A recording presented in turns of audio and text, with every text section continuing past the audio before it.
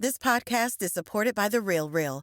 Meet Christine. She loves shopping. And this is the sound of fashion overload. Too many fabulous things, not enough space. So Christine started selling with The RealReal. I've always loved collecting designer pieces. Gucci bags, Prada heels. But my style keeps evolving. Selling with The RealReal? Game changer. I earn more, and they do everything. Seriously, just drop off your items or schedule a pickup. We handle the photos, descriptions, pricing, even shipping. You just sit back and watch your items sell fast to our 38 million members. And I get peace of mind knowing I earn more selling with The RealReal than anywhere else. Exactly. That's the sound of your closet working for you. The RealReal. Earn more, save time, sell fast. And right now, you can get an extra $100 site credit when you sell for the first time. Go to therealreal.com to get your extra $100. Therealreal.com. That's therealreal.com. I'm Tyler Toney from Dude Perfect, and Like a Farmer means to me a few different things, but I would say resilience, perseverance. It's not easy, but those are the guys that you can count on, and I think there's a lot of life lessons to be learned through that. We've got big names, inspiring stories, all celebrating the American farmer. If you've ever faced adversity and you like having food on the table, you gotta be like a farmer. Hey y'all, Pat with Like a Farmer. I am in the great state of Texas. As you can see, I'm at the iconic Dude Perfect headquarters, and my guest today, really, he created content before content was even a thing. 2009, this guy goes viral with a basketball shot, and you can look around, him and his crew have built an empire.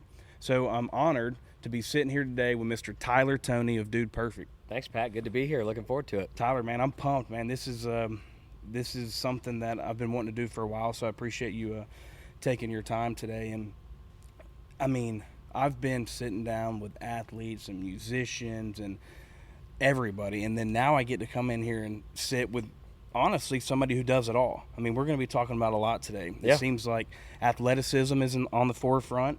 I've heard that maybe you can play some instruments. I haven't heard if you could sing yet, but I'd love to know that. Maybe there's some shower tunes that Tyler has been holding back. Yep. But we're going to talk about a lot of things today. We're going to talk about, obviously, Dude Perfect and what y'all have created. We're going to talk about hunting and fishing and conservation, things that you're passionate about. That's what Like a Farmer is, right? Yep. I started this a couple months ago, and I've been going around the country really shedding light on the American farmer and also educating the American people. So I'm really excited to sit down. So let's start with Dude Perfect. I mean, tell us about Dude Perfect and how you came up with the name and what y'all have been up to. Yeah, man, it's been a crazy 14 years. Hard to believe that it's been that long, but we just met a family the other day, and their kid was like, yeah, man, I wasn't even born when you guys started. And it's like this 10-year-old kid that's been watching his entire life, which is just makes you feel old, but it's crazy how long that we've been doing this and how far we've come even in just like the last 5 years. Like it's really cool to look back and see. But yeah, started in 2009, Texas A&M.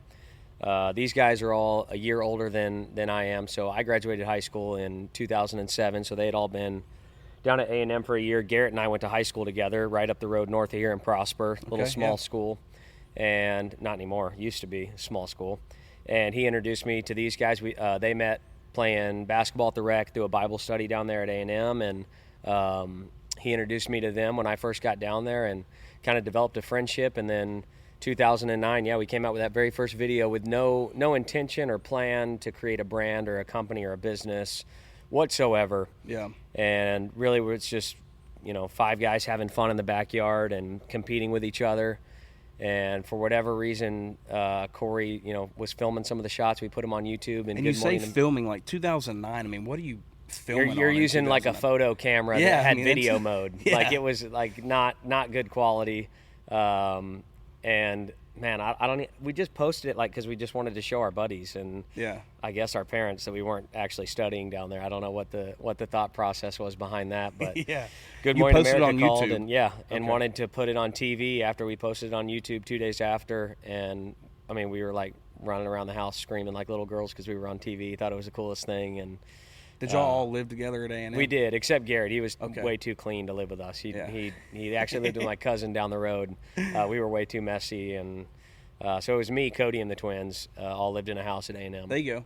So you posted it on YouTube, and you probably have 0 followers at that point. Yeah. Now you go to y'all's YouTube. I mean, you have more YouTube followers than the NFL, the NBA, and the MLB combined. Like, how does that feel? It's weird. It is. It's just crazy to look back. Like, the only reason that we even posted it on, because nobody had a channel. Corey was the only one that had a YouTube channel. Yeah. Like, it was just so not thought out. It's crazy to look back and like how much, like, there was just a lack of a plan. Yeah.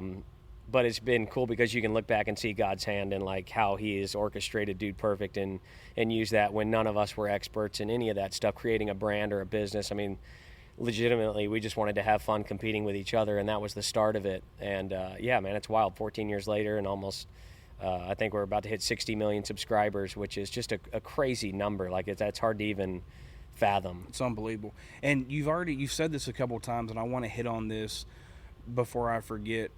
You started this 14 years ago, and what you've built, and you continue to say faith and Bible study, and what y'all have built is unbelievable, and y'all have done it the right way. And at the end of the day, it's like, and this is just what I'm seeing, it's like y'all's forefront, y'all's fans are ages, hell, YouTube is so popular with the younger kids now, from 4 to just 16. It's just been the right way, and y'all have, seems like it's been driven by your faith base that you started. It definitely has. I mean, that was obviously where the friendship kind of started, like I mentioned before. But I can't tell you how many people, warned us when it actually kind of became a business, and we were like, hey, we're going to give this thing a shot and go like full time.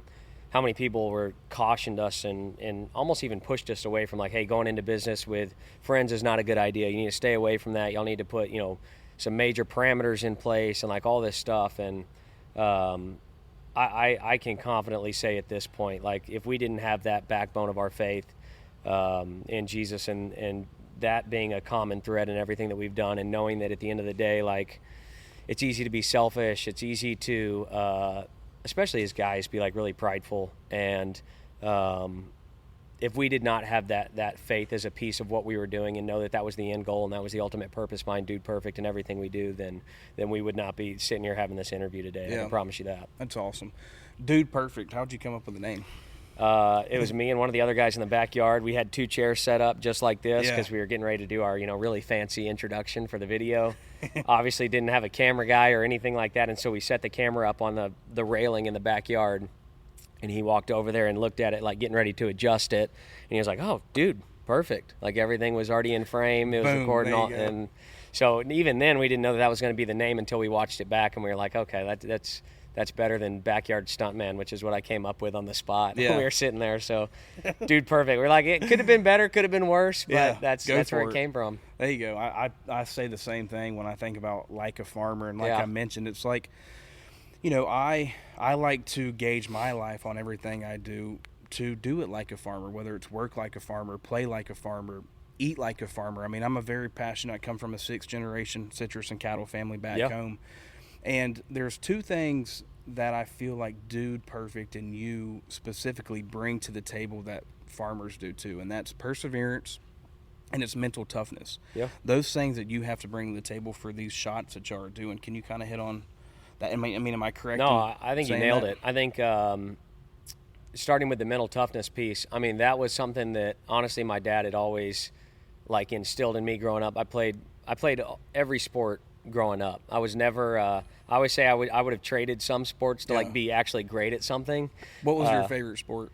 Man, I loved playing hockey growing up. Oh, cool. And then being in Texas, it was like you're either going to play hockey and go after school and go play on like a traveling team, or you're going to get to play football, basketball, baseball, track, golf at school. Man, I couldn't give up all those other sports just to play hockey. My dad was from Detroit, so that was big for him growing up. But I chose to do, all the school sports and everything. But that being said, I was always good at all the sports, but I wasn't the best at any of them. And so in order to like make it, even at a small school, I had to have something other than just raw talent and skills. And that was mental toughness, and that was being able to push myself mentally further than anybody else, or being able to do one extra rep or work a little bit harder and not let something get to me that maybe would get to somebody else. And so absolutely mental toughness was a huge piece of my athletic career growing up, as small as it may have been, that I think has translated really well into Dude Perfect. And then that perseverance and that, not giving up on something even when it gets hard. That the shot that we just did, breaking the record, was 3 days. It was a grind. That was in Vegas, right? It was. And Dude, tell me about that. It was, truthfully, like, nobody thought that it was going to happen. Even going out there, we knew the odds of us getting it were very slim. The last one that we did before that was Oklahoma City. It was at 500 something feet, and we ended up making that like super fast. Like, that was within like an hour that I made that shot. Wow. But and again, Vegas was multiple days. It was 3 days. It was 3 days. First day, it was way too windy. Had to shut it down. Second day, the wind was supposed to be good. Ended up being windier than the first day. And then day 3, man, it was like, it's a wild. The video, the editors did a really good job telling the story. How long was that shot? It was 856 feet, I think, was the total on it. So. Golly. But, man, you talk about perseverance and, like, a little bit of pride probably, too, of wanting to actually pull it off. Yeah, for sure. But, like, it's the camera guys and it's the rebounders, the guys who don't get the credit once the shot goes in, that it's like, man, those are the guys that are grinding. And like, so do you have multiple basketballs up top? Or somebody yeah. like... We had 200 balls. Okay. Which is, we've really perfected that, because like when we did the Kyle Field shot, we had 4 basketballs. Yeah, you throw them all, and then now you're waiting for 10 minutes to get them all back up. Yeah. And so we had 200 basketballs. I would throw basically 100 of them. Mm-hmm. The guys down low start bagging them up while I'm throwing that last 100, so that by the time those get back up, I don't ever have to stop, and we can just keep going. Yeah.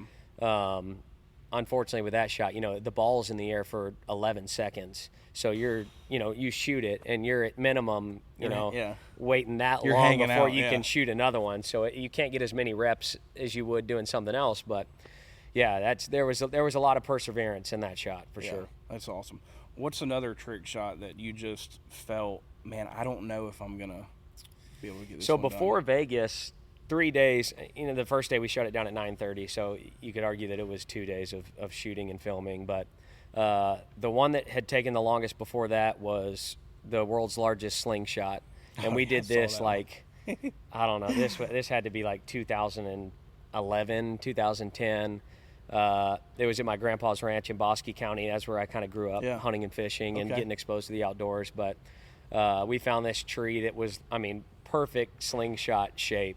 Went to Home Depot and bought all this like surgical tubing, made a duct tape pouch for this goal, and made it like too strong. I had this big like duck decoy getter that we would pull it down just to where we could even grab it, and it took like 2 guys to hold it while I put the ball in the pouch, and then I would fall back and launch it, and it would shoot a basketball over 100 yards.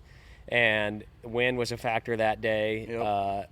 Shot for a whole day, never got it, came back the next day, finally made it at the end of the day that day. So 2 days before this Vegas thing was the longest it had taken us, but that was kind of one where you're like, man, I don't know if this is ever going to go in. Yeah. One, I've been doing some research and social media, it's kind of if you need to know something, you don't have to believe everything you see on social media. But you can find some information. Yeah. Dude, that Lego walk. Oh, yeah. How long was the Lego walk? That was pretty brutal. So the Lego walk. And why Legos, too? That was just one of the segments that we came up with for the overtime series. We were trying to come up with weird records that we could, because we'd done the basketball, we'd done the football. We were like, it'd be fun to just break some weird stuff now. I just didn't know, because you've got a son. I got 3 of them. Okay, yeah, you have 3 kids. Yeah. I'm like, he's probably used to stepping on Legos. That's why he did Legos. So the secret is, if anybody wants, and it's been broken, I think 2 or 3 times now since I've done it, which happens. You put out a video now, everybody wants to try and break that record. But you want as many Legos as possible. Yeah. It's the one Lego that kills you. Oh, for sure. When you've got a nice, I hate to say fluffy, but a good stack Compact. of Legos, it's much more doable. Yeah. So there's just a little, trick of the trade if you're looking to break a barefoot Lego walk. There you go. Yeah. You've mentioned family a couple times now, and you're big on your family. I mean, I know you're taking your son hunting and all of that, and you hung out on your grandpa's ranch. Yep. Tell me a little bit about that. Yeah, family's always been a big part, really, I guess, for all the guys. I mean, we've been very fortunate to grow up in really awesome families, have great households, and really, for the most part, like, everybody's pretty close. I grew up with all four of my grandparents. I've still got two of them around now, but my grandpa that's passed, that was the place I grew up in, Bosque County. I was 6 years old when he bought that place, and man, we just spent, like, from the time that I was 6 years old, even in college when I was at A&M, I skipped a lot of football games to go down there and hang out with him and my grandma. Yeah, which is easy to do down because at the A&M ranch. just never really was good at football. Well, we've had our moments. I'm a Gator, so yeah, we've had our moments. It's kind of like the Cowboys. Next year's the year, and then one of these days that will actually come true, exactly, and you won't look really silly when you say that. But yeah, that was. I was very fortunate to spend a lot of time with my grandpas out there. At that place, and it just teaches you so much growing up at a ranch and growing up in the outdoors. And I'm trying to do the same thing with my boys now. I've got a place about 45 minutes north of here, up in Sadler, and it's so cool to see them. My 3-year-old, my middle, is just, all he wants to watch is, like, hunting and fishing videos. Yeah, absolutely. He wants to watch elk and moose and, like, all this stuff, is like some of which I still haven't even done yet, but they absolutely love it, and it's really cool to see them fall in love with something like that at such an early age. When I didn't even have the opportunity to do that until I was 6, 7 years old. Growing up on the farm and the ranch, I mean, it teaches you so many life lessons, and it gets you out of the house too. You've been buying up some land recently. Yeah. So what's your plan there? Is it more for recreational use, or are you doing any farming? My dad and I have got a place out west of Weatherford that we got back in 2015 after my grandpa passed, and we sold that place in Bosque County. I'm looking at it as a place to introduce my boys to the outdoors, to hunting and fishing, just as a place for our family to go get away and spend time. Like, man, Prosper used to be like very small town feel.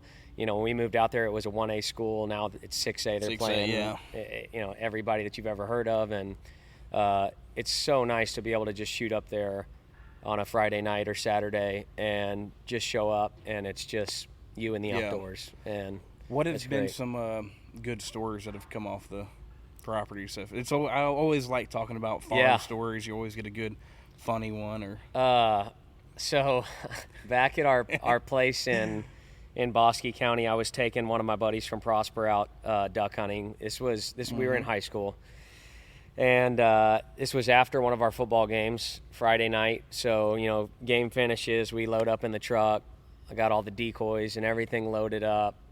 And so we leave Prosper at, like, I don't know, 10:30, 11 o'clock at night. So we get down to the ranch at like 1 a.m.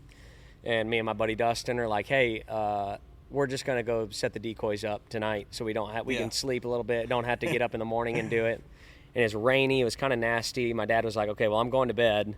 But, just don't get the truck stuck when you're going out to the pond to set up the decoys. I'm like, that's fine. And so he's like, here, take this radio in case you need something. I'm like, we're not going to need anything. We're just going to go throw out the decoys and we're going to come back. And he's like, take the radio. I'm like, okay, whatever.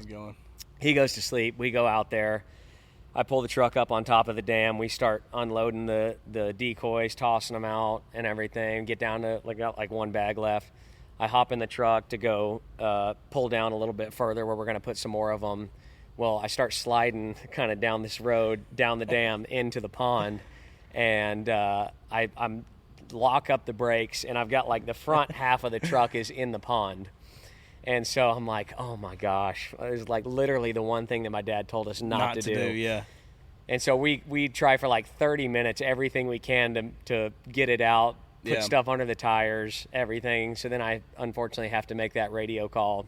Hey, Dad. Pop's got the truck stuck. Well, I didn't tell him that. I was like, hey, you mind bringing the tractor down here? Everything's good, but we just need, a little bit of help down here. And I remember him pulling up like 1:45 a.m. in that tractor. Didn't say a word to me. Pulls out the truck. We go back to the house. Nobody spoke a word whatsoever. Woke up at 5 a.m. Went had a great duck hunt. Yeah. Luckily, the truck had no issues. It was all good. But that was I almost submerged it. It was brand new King Ranch too, brand new truck. Yeah, it was a tough look for me. Good, great lesson learned though. There you go. But one of those life lessons learned on the farm. Sure, man. sure. You like duck hunting? Yeah. I like everything. I like all kinds of hunting. But what's your favorite? If you had to pick whatever season it is. Yeah. I mean, I love doves. I love taking people out that haven't been. Yeah. I love taking people out just that haven't shot before and teaching them how to shoot. And I'm working on that with my boys right now. Like, obviously, safety is like kind of a number one priority, and being able to teach them at such a young age just how to respect. I mean, guns are tools. That's what they are. Absolutely. Yeah. And being able to teach them responsibility. I mean, even something as simple as like a pocket knife, like getting to use that at the ranch is a privilege. It's a tool. And that can be taken away from you at the same time. I heard you had a hunt coming up in September that you've been. I do. Wait, can you hit on that? Yeah. I'm kind of excited to hear that. This was something that we booked it may have been 4 years ago now. I know it was at least 3 years ago. And Garrett and I were supposed to go together on this moose hunt up in Alaska. Oh, wow. And the first year that we were supposed to do it, our tour got backed up. Yep. It was COVID. So, yeah, I guess it was 3 years ago. And our tour got pushed to fall, like right in the middle of my hunt. And so we had to delay the hunt, but they had already booked up. Hey, come back next weekend type they had of deal. already booked up for the next year. Yeah. So then it got pushed out again. So I'm supposed to go in September. Supposed to be an archery, moose, and grizzly combo hunt. Wow, that's awesome. I've got a partially torn rotator cuff, torn labrum, and some cysts in the joint of my shoulder right now. How did that happen? Trick shot or? A lot of just throwing things for the last 20 years. Yeah. And unfortunately, it's catching up to me, and these cysts are starting to not feel so good in the joint of the shoulder. So I think the plan is that I'm going to have to pass on the archery side of it, still go do the hunt. Yeah. And I'm going to try and do surgery right after we finish tour this year, basically the first week of August. Dang, so you're going to go out with a little bit of a... So it's going to be, I'll be in a sling basically until I go to Alaska. And then I'm going to go and be fresh out of the sling. So we'll see. I still got to get that all semi-approved by the doc and everything. But, yeah, man, we filmed a bucket list video up in Alaska. I guess it was 2 years ago. And I absolutely fell in love with that place. I've been to South Africa a few times and Alaska, and those are like my two favorite places in the world. But, and you've been big on that. And that's like one thing, and I don't want it to, we're talking about hunting, and sometimes hunting gets a bad rep, right? Yeah. I do it and you do it. But you are an advocate for not only land conservation, but animal conservation too. Like it seems, hit on that. Yeah, the conservation story in Africa is absolutely wild. Like when you really dive into what hunting does for, and you got to take into effect that too, like how many different species of animals are in Africa. Like you can't, it would be like if all the species in North America you could hunt in Texas on one piece of property. Yeah.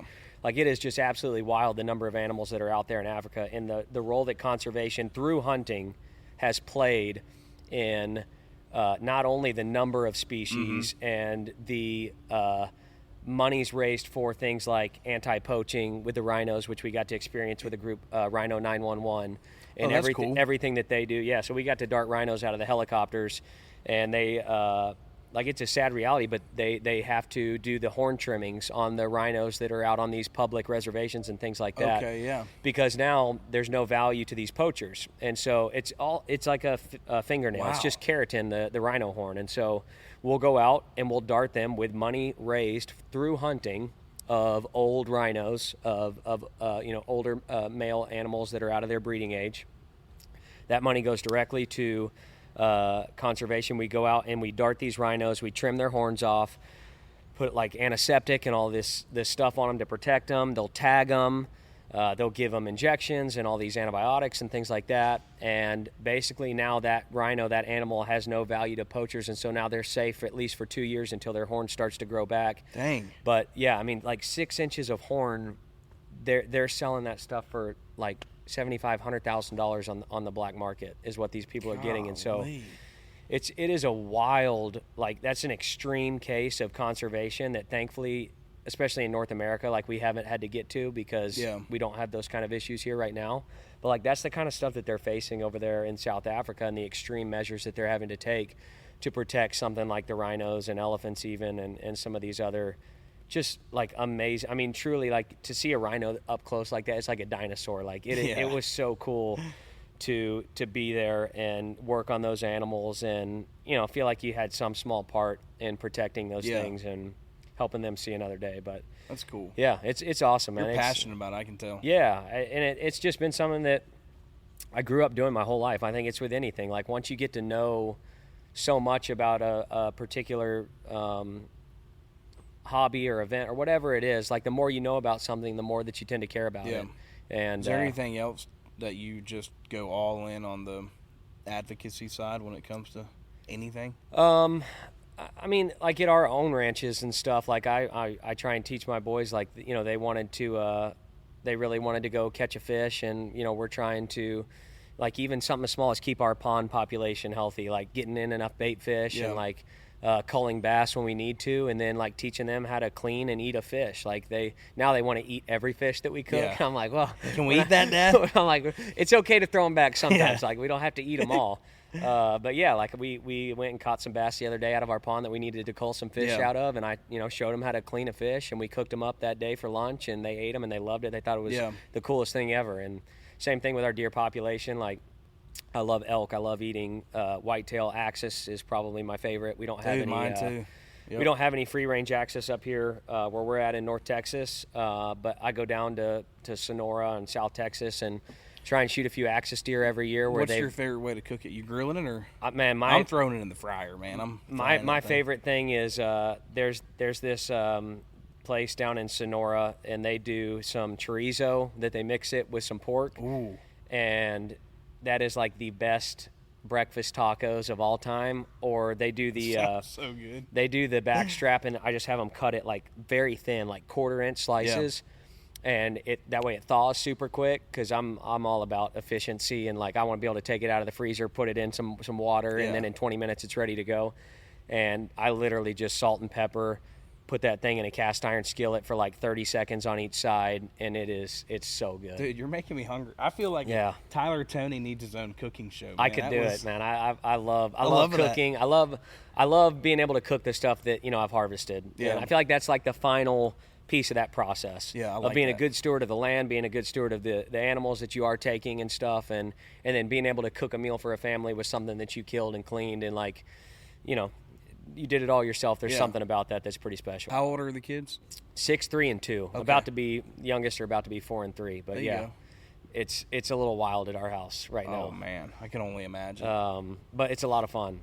Do you see them maybe like getting into trick shots? I mean, you always, when you grow up, like, hey, I want to do what Dad does, and this is a very unique thing of what Dad does. It'd be cool to. Yeah, my oldest has just found the bottle flip videos, and so my wife is about ready to completely get rid of bottles in our house right now. I feel like every day it's just like a trick shot. Okay, I can flip that bottle. I always, like, when we first started going on tour, none of us had kids old enough to like replicate anything in our videos, and so all the parents would be like, "Love what you guys do. The bottle flips are like kind of annoying, but appreciate it." I never really like understood that until now. My kids are doing them at our house, so I get to hear it. Was the bottle flip like? We didn't create it, but we kind of made it famous. Okay. There was a kid that did it for the talent show. We saw this video somewhere, but he like had this whole build up, and his whole thing for his talent show was he walked out like right as this music like drops, and then bottle flips, and then everybody goes awesome. Nuts. And we were like, that's pretty cool. That would be a great trick shot video. So we helped popularize the bottle flip. That's cool. What's next, man? What's next for Dude Perfect? What's next for Tyler Toney? Yeah, man, we're getting ready to head out in the near term, going and doing our 4th tour, which is always really fun for us. Like it's the first time that we get to go see our fans out on the road. We don't do a whole lot of other events. Most YouTubers, social media creators are all like California.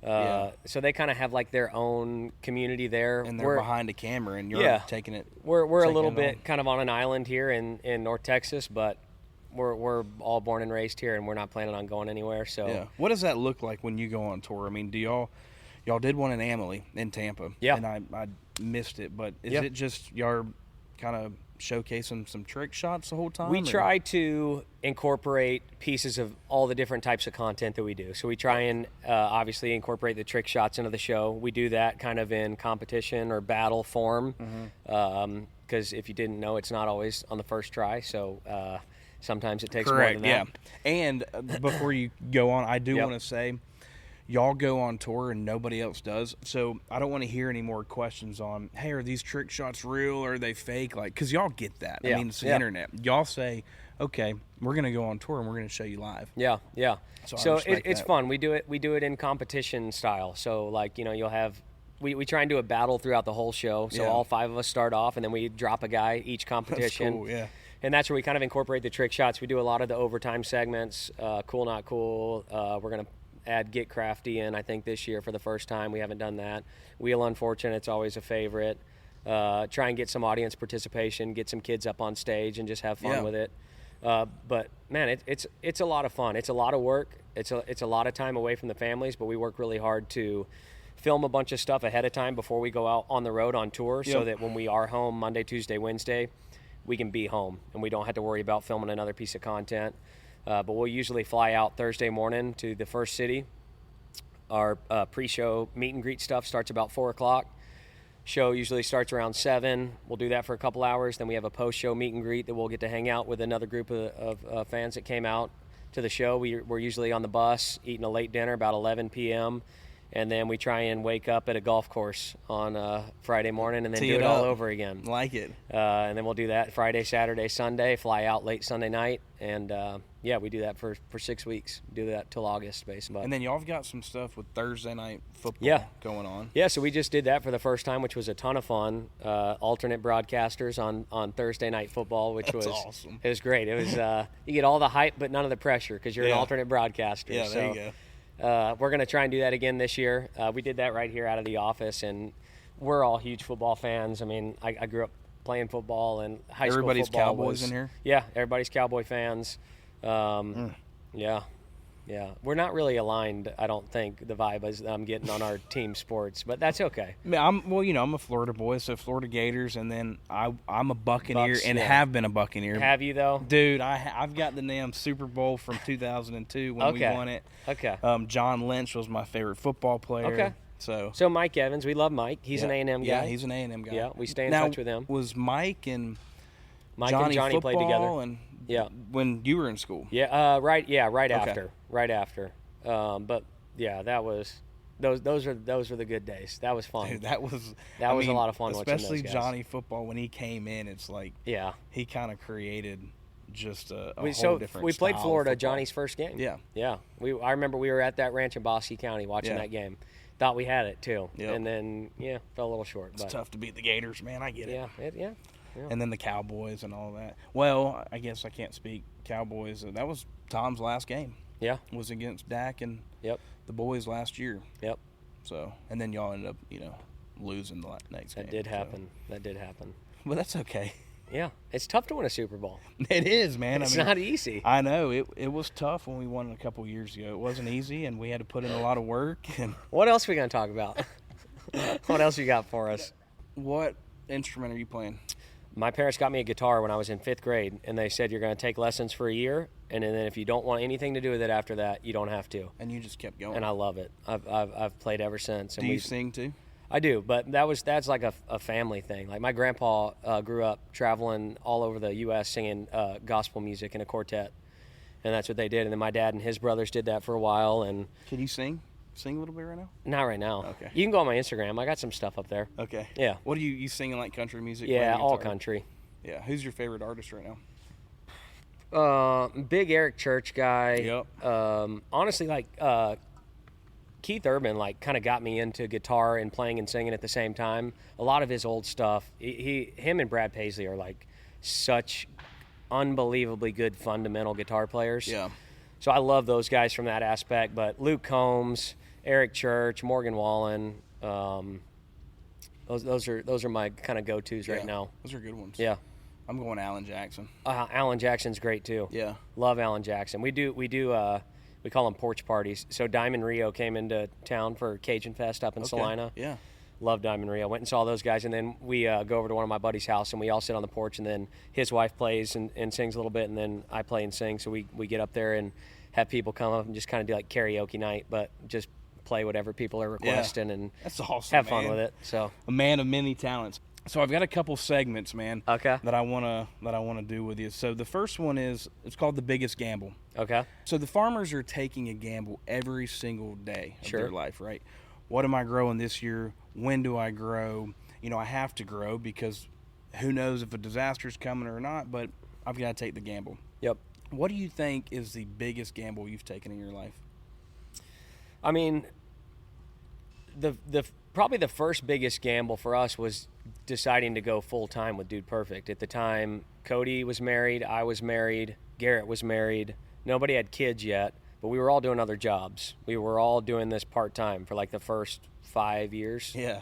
And it got to a point where we had to make a decision, and it was either we're all going to leave our guaranteed, income, Paycheck, yeah.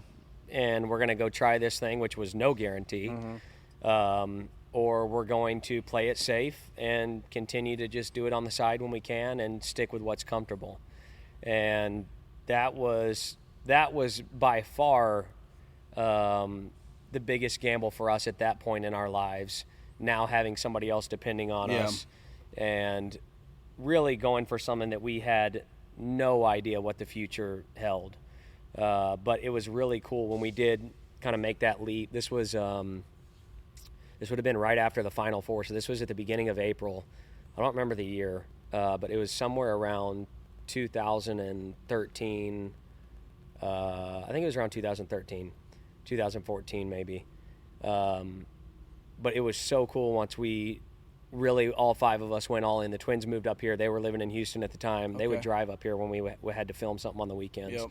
And we would just tell people like, hey, we're too busy, doing speaking engagements and all this stuff, so we can only film your video on Saturday. And they're like, what? Oh, my. And that was our only way we could do it because we were all doing other jobs. Yeah. And so once we did go full-time, like 2 weeks after that, we signed our Nerf deal, signed our deal with Bass Pro, who we're still partners with today. Oh, that's cool. And it was awesome, man. It was like God just kind of reassuring us, like, hey, this is the plan that I have for you guys. This is the route that you're supposed to take.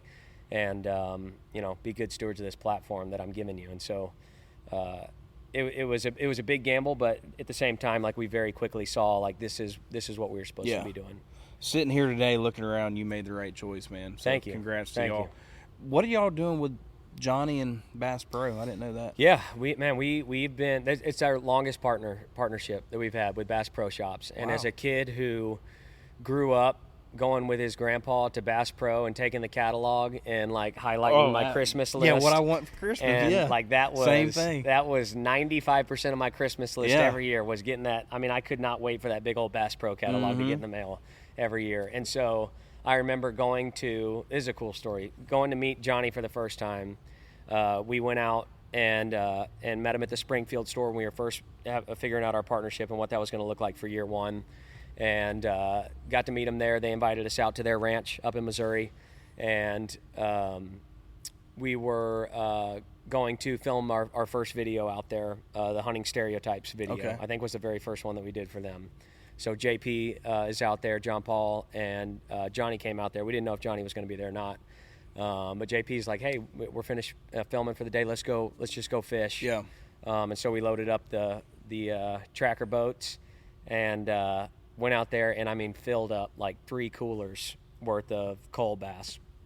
Came back, brought them to the house. Johnny is out there cleaning them all for us. Yeah. Gets the Uncle Bucks out of the yeah. pantry, Yeah. cooks them all up for us, sits down at the table, and is just wanting to know our story and what we're about. He's the and, man. Like, that was one of the coolest dinners that I've ever had, was Johnny Morris, cooking up these fish that we had just caught at his ranch and then sitting down at the table and eating with us. Yeah. And we love that guy. We love that company, everything that they do for conservation, and just proud to be partners with those guys for as long as we have and what they stand for and what they do.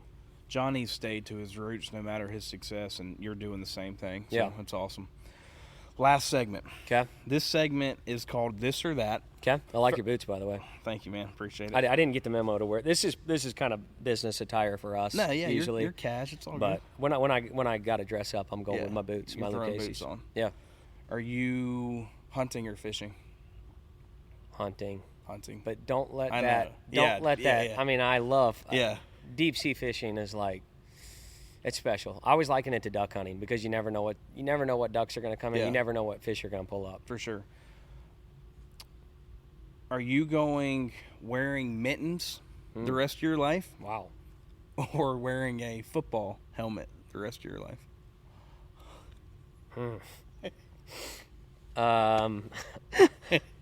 I feel like just from like a basic dexterity standpoint, I'm going football helmet. Okay, I like that. Kind of weird, but hey, you're always going to be have an extra layer of safety Oh, too. for sure. But I feel like the mittens would be such a hindrance. I mean, you would really. Do I get to determine the face mask? Can I go old school kicker face mask and just have like the single bar? No, you got to go. It's like, full face. Like yeah, you got to go. Oh no. Like Zeke. Oh wow. Maybe I need to go mittens then. I don't know. I'll stick with it. I'll stick with the Yeah, original choice. I'm gonna go I'll find a mittens. way to make the helmet work out. So anytime you have to choose one. 'Kay. Anytime somebody says your name, 'Kay. Tyler, not Tyler, Toney. Yep. You just start crying. Okay. Or anytime somebody checks your ID, you throw up. Oh, I hate throwing up. I hate throwing up. That's like one of my pet peeves. And now you have that taste in your mouth for like a day. Yeah. But somebody means. I'm a good crier. I'll cry. Okay. I like that. That's a lot of crying though. I would. It is, man. Yeah, I would have It them is. start calling me something else, but I'd go Yeah. with the crying. Okay. All right. Now you have to ask me one. Okay. What's your go-to? You're on the road trip and you're stopping at the gas station. One snack and one drink. Ooh. I'm going. I'm going Skittles and a Gatorade. Okay. Skittles and a Gatorade. What about you? Well, see, it depends. I hate these questions, and I know I've made a living asking people these questions, like in the interviews. But I'm such a you can't put me in a box, even in because if I'm hungry, that's totally different than I just want something sweet. Yeah. Like if I'm hungry, I'm going with a payday. Ooh, payday's But a good that's one. the only time I get a payday. Yeah. But I don't know, it's very filling, and it's like if I need some nourishment, Yeah. that's what I'm going Payday, with. that's a good one. I like jerky. I like seeds. Yeah. But I also like sour stuff, like sour gummy worms. Yeah, If I Sour just Patch need Kids. something for the road to keep me awake or whatever, For sure. Yeah. sour gummy worms, and then I'm not proud of it, but I'm probably going a White Monster. Ooh. Yeah. Okay. I've already had one today, and Yeah. I'll probably have another. But I can tell, man. You're yeah, like, yeah. That'd be my go-to. I'm going red bag, but I like the green bag too. Oh, it's the green bag sour Skittles. I know, I like yeah. the sours, Yeah. but the purple bag, something's not right if Yeah. you're going the tropical purple Totally, Skittles. yeah. Those are just weird flavors. I'm with you. Okay, okay. Yeah. I don't even know why. I'm they glad even we agree invented on that. one. Okay. You like interviewing other people, don't you? The I questions actually and- don't. I don't like it. Oh, okay. I've had to do it a lot though. Yeah. It's always fun once you get going, but I don't like the pressure of doing it. I feel like it's a lot of pressure. It is, man. I mean, I do my homework, right? I like sitting in this seat. I know. Where it's like I I had just to watch have to a lot respond. of game tape on Yeah. Tyler, Toney, and Dude Perfect. Yeah. But it's been fun, man. I can't wait to get on the golf course with you. Absolutely. Looking forward to it. We'll absolutely have to do that, and we'll play straight up because we're both fours. Okay, I'll take it. Yeah. I play one tee up. That's fine. All right. Thanks for coming on the show Yeah. today, man. Absolutely. This has been awesome. Like I said, this is what I'm going around the country. I'm interviewing interesting people with inspiring stories, and it's for rural America, right? We're shining a light on rural America. We're shining a light on the American farmer, and why we do it, we're educating the American people. Yep. This is an industry that doesn't have a ton of light shed on it, so the more we can come on to these shows and talk about farming, talk about conservation and being outdoors and adversity that led to success, the more successful we will be into fighting for the American farmer. So I appreciate it. Absolutely, man. Happy to be here. Enjoyed it. Thanks again for Tyler to coming on the show. And as always, please like, comment, share, and always subscribe to Like a Farmer.